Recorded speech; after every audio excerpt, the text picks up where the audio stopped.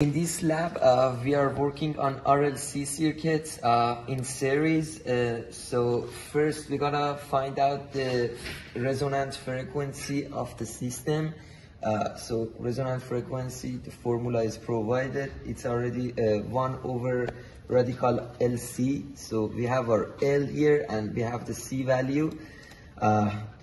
Then we can find the resonant frequency, and then we have to find damping factor, and for finding damping factor we need the R value.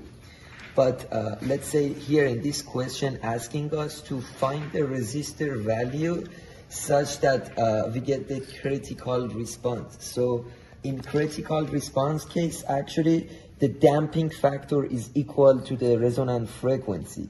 So by solving the equation, we can find out our resistor. So here we have to find our resonant frequency by having our inductor and capacitor value. We find the 10,000 radius per second, and then for alpha, it's the damping factor is R divided by 2L, and to find the resistance for the critical damp, the damping ratio need to be equal to the resonant frequency. Then by finding the resistance of 2K ohm, we can find the resonant frequency response of the system, the green signal as shows in the diagram.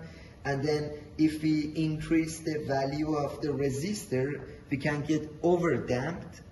It's here the overdamped. Yes. As you see, this is the overdamped when the resistance value is higher than 2.2K.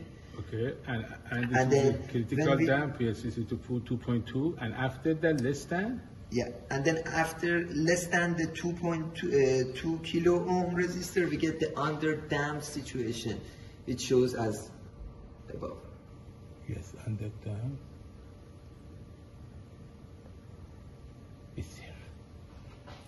We have underdamped. It is the typical T peak, and we have the T rise time, and this from here up to here is right. The name is the T settling time. Okay, thank you.